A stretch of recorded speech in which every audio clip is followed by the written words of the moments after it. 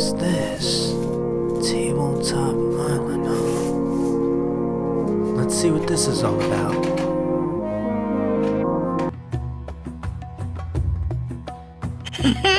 Got the great jewel, and now I just gotta get rid of the spell. Give your spell to the player to your left. Awesome! Now I can escape from the temple! Steal the jewel from the player with the great jewel. Well, I guess it's my turn. Take control of the spell. Alright, that's annoying.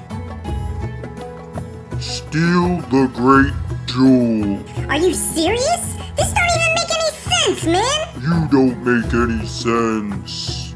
I mean, give a jewel to each player. I don't have any more! Blue player loses.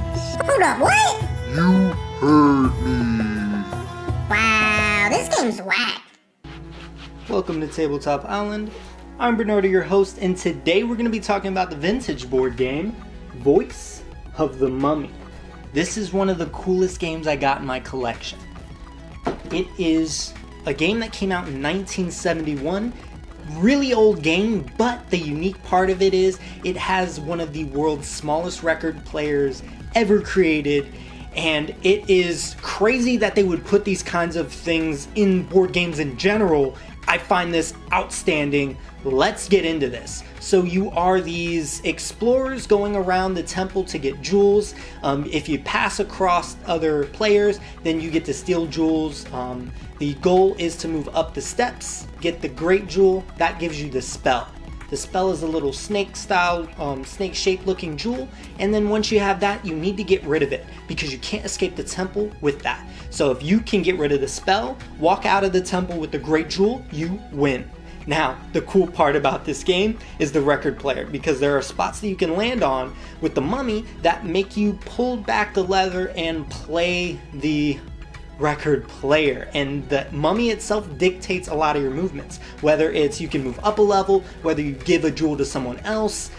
In fact, on the other side, when you actually get the great jewel, there is another side to the record that mainly involves giving and getting rid of the spell / great jewel, things like that, because ultimately when the game ends, the person with the most jewels wins. In fact, here, take a look. I'm gonna pull back the lever so we can hear the game play.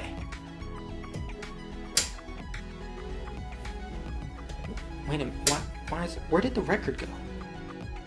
Wait, Volcar, you're back!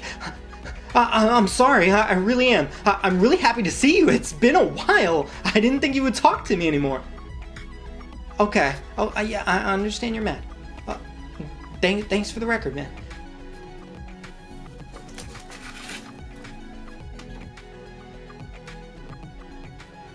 To climb safely the crumbling cliffs of Tar, you must give one jewel to an opponent. That is so cool.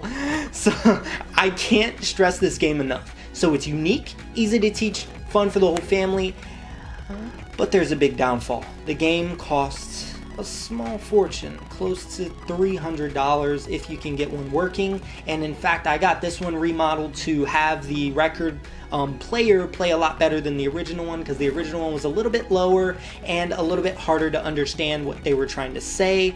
Obviously, with technology carrying over to now, not very many of them still work from the original, so this guy made it sound louder, a lot more clear, and just made it work that much better. He did a fantastic job, but with high quality comes a pretty price, and I don't really recommend this game. As much as I absolutely love it, if collecting games isn't the thing that you do, this isn't a game you should own. Plain and simple. If you find it at a yard sale because you are the luckiest human being in the world, I highly recommend picking it up, even if the record player doesn't work. I actually saw this from Norm from the Board Game Museum. You can actually get the audio tracks itself. I'll leave a link in the description so you can take a look at that. But with the audio tracks, you don't need one working. If you can literally just put it underneath the mummy inside, and it can echo inside of it and play that way. Play it on shuffle with like an iPod or something along those lines. Your phone, I'm sure everyone's phone can have audio tracks at this point.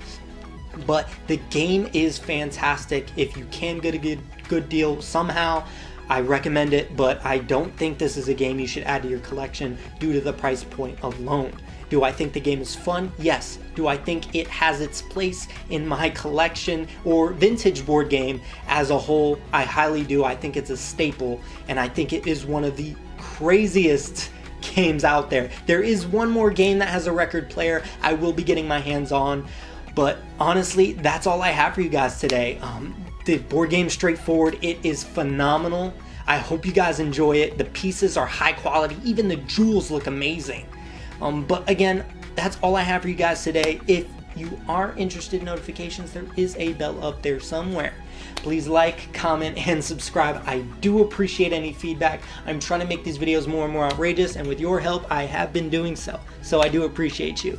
But Monday, regular board game reviews.